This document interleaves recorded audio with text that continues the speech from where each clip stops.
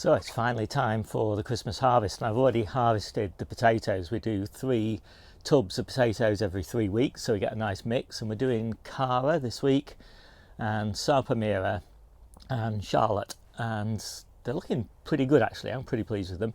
And we've got just enough potatoes, I think, to last us until kind of the middle of April, and then we'll switch over to the potatoes that will start in January.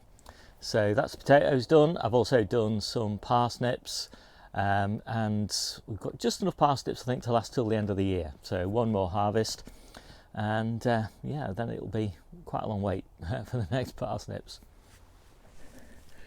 So first up's carrots, and I'm picking Touchon, which is my favourite of the kind of winter harvest, and they keep pretty well into winter, but we like Eskimo for our sort of late winter and spring harvest, so we'll be clearing this bed by early January and getting it replanted.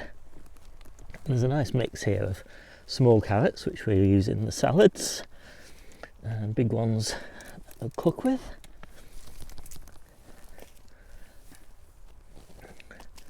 But looking pretty nice. I'm quite pleased with these.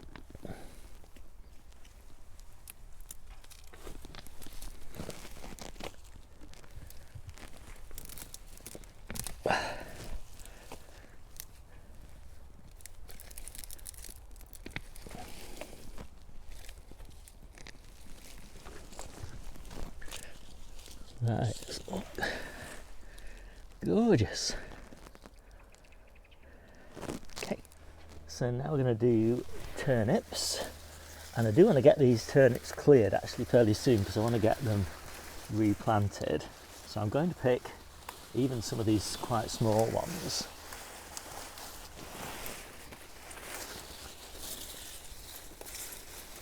And a few big ones.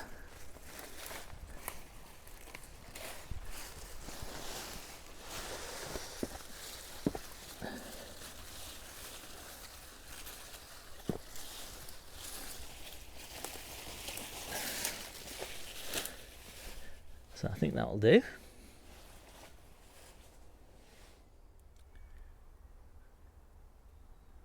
So now we're on to the ochre, and trying to get tops off. These tops are horrible and slimy at this time of year, but it's worth it for these beautiful little tubers. And we've been harvesting red ones and yellow ones, and lots of people have been asking me about the difference, and I think that these are a little bit more fresh tasting and slightly more lemony, slightly more zest to them, and they're a little bit juicier. I think the red ones have a kind of, you know, a little bit drier texture to them. So yeah, these are lovely, and they look horrible, but they clean up great. So I'm going to open this out now and see what we've got.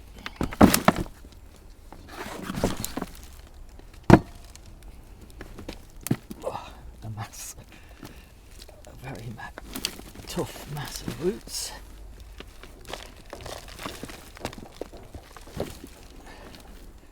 But a pretty fantastic harvest there.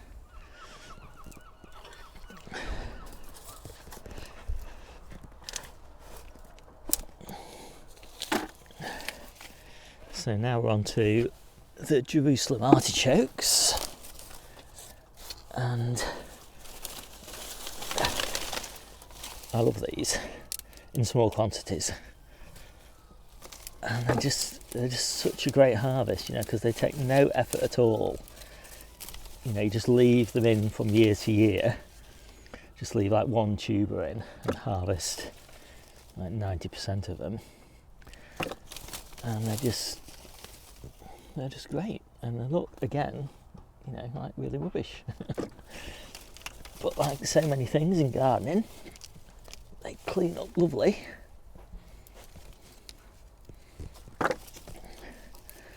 and they're particularly super healthy as well.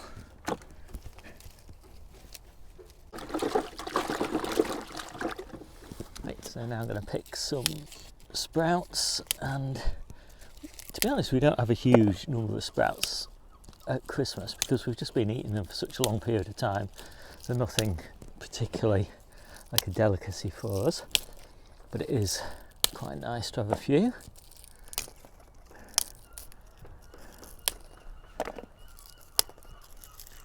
And these look in pretty good condition.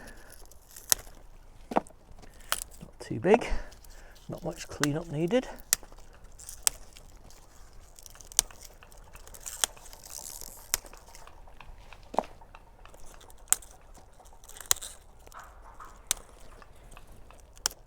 And I think we'll just have some of these little tiny red ball sprouts as well.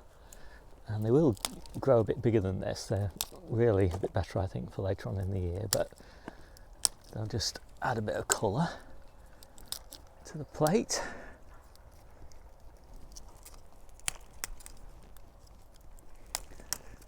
We've been eating the leaves of these red ball. They've been really nice. I'm a big fan of the sprout leaves. Okay, so now we're on to colettes, and to be honest, I think we all like colettes a little bit more than we like sprouts.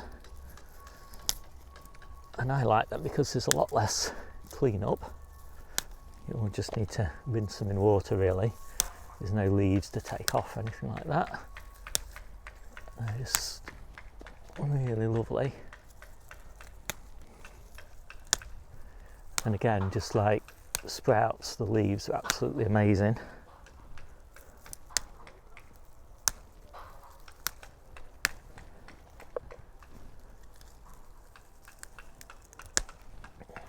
I think that'll be enough, won't it? So picking greens now, and these sprout tops are gorgeous. So we're going to have lots of these. I'm just going to work my way along these. As I say, these red ball ones are particularly nice, I think. The colour of those leaves they're just so pretty.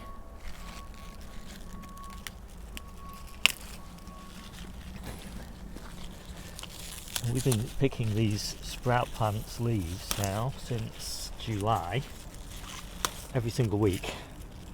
So it's quite an impressive harvest, really, you know, when you consider you're getting the actual Brussels sprouts, but also just masses and masses of leaves. And the healthiest leaves you can get, really. Healthiest of all the brassica leaves, I think. And perhaps the only thing that competes with them are the colettes.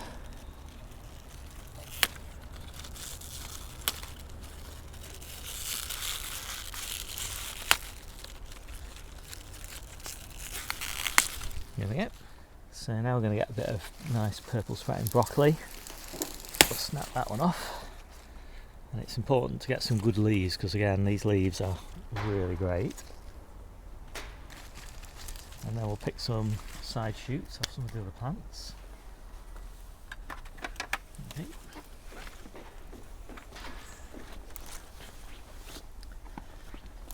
Down here. Pick these.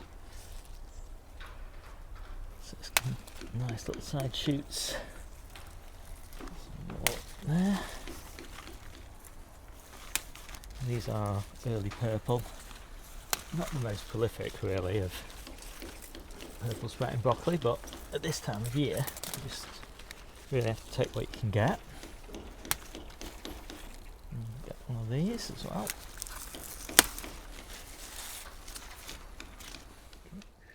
So now we're just going to pick our way through some of this lovely young kale, and we've got some extra sprout leaves as well in this bed.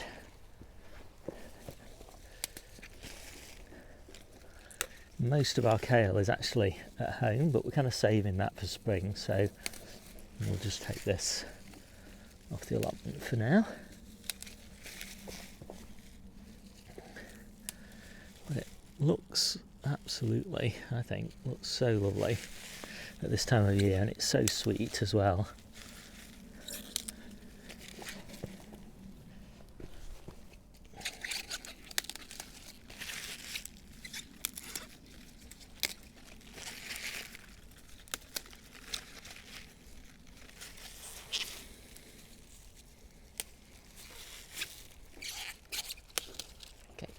So then the final thing for today is we're just picking some of these young, tender, perennial kale leaves.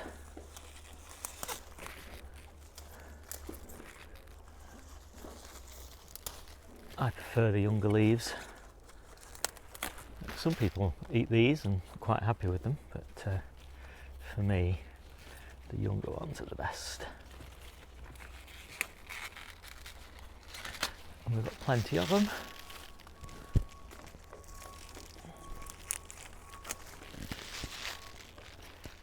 So now I'm picking lettuce, and to be honest, all of our best lettuce is in the polytunnel, but I'm kind of saving that for later on in winter.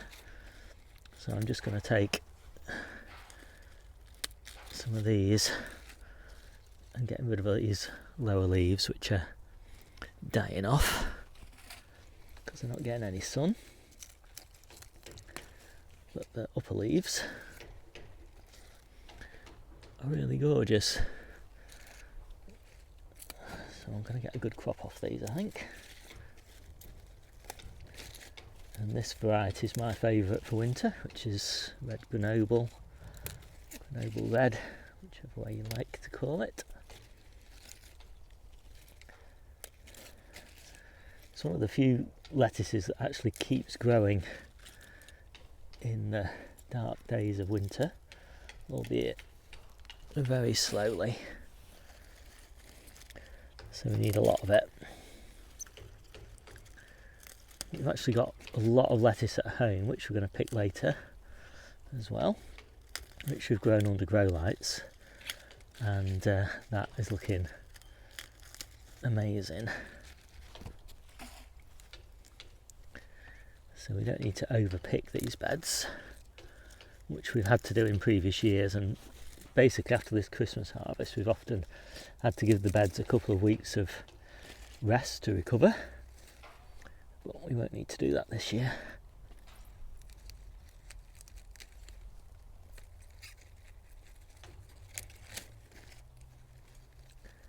There we go, I think that's enough. So we're just doing a really light pick of the spinach this week because we picked a lot of it last week. So I'm generally now just kind of picking one leaf per plant unless it looks like it's got a little bit extra to give, which makes for quite a slow harvesting process because we've got quite a few beds to work our way through. But it's worth it, you know, because overpicking means not much harvest later on in winter. And you've really got to leave quite a lot of leaf, you know, because light levels are so low, plants need quite a lot of leaf to keep on growing. Whereas in summer you could pick these plants right down to almost nothing and they'd be back to full size within a week.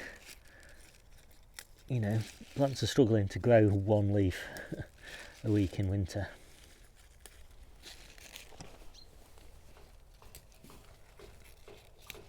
There we go, that'll do.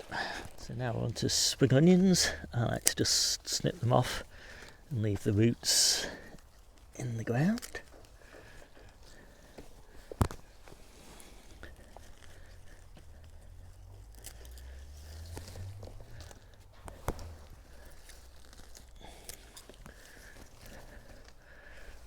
Looking really nice.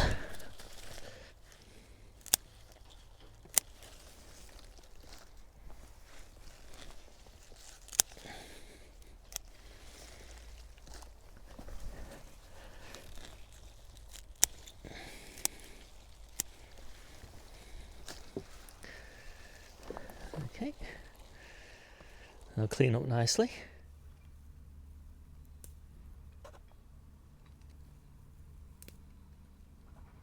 So I think finally we're just going to pick a few of these baby leeks.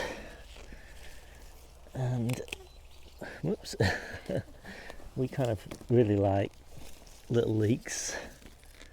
And we've got a lot of them, a few hundred still to pick. So, yeah, we're not going to go short.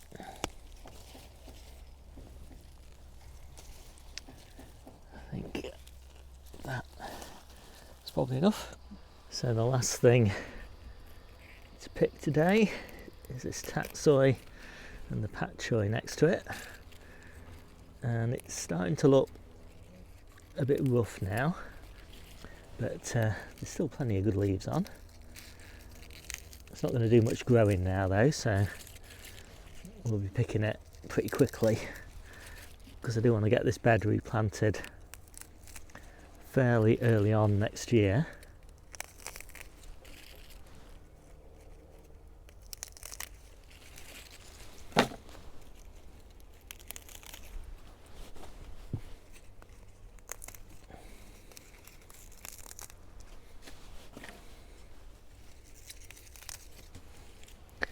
Quite a few of these are now got little seed heads on them, so as soon as the weather warms up a bit they'll go straight to seed, so there's no point kind of saving them for spring because they won't be there.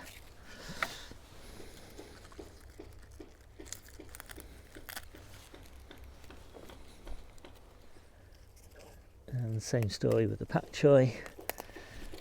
Pick it now while you can. It's starting to lose its colour now. It's such a beautiful plant when it's a bit warmer weather, but the purple's kind of disappearing and fading to green.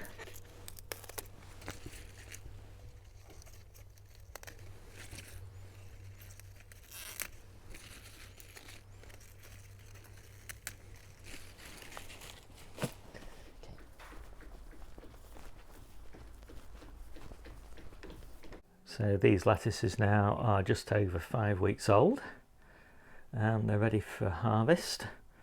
And I think it's been 2 weeks, yeah, 2 weeks since I planted them out as little tiny lettuces, looking pretty good.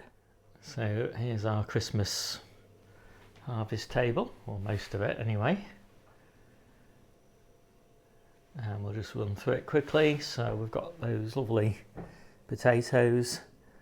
Those are mostly Charlotte's and Cara.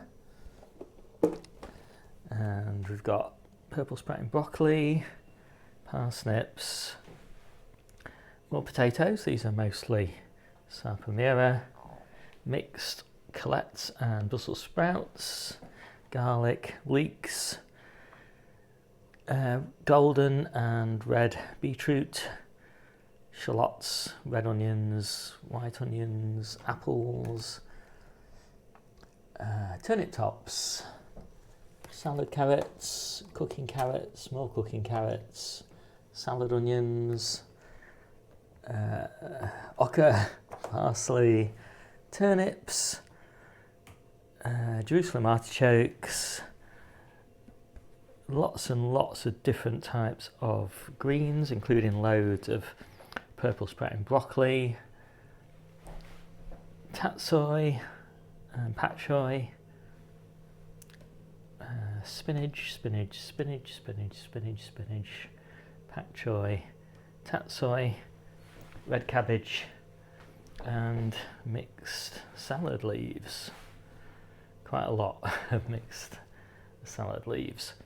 So that is pretty good. So that actually hits our target, which is 30 different types of things, veggies, to eat in a week.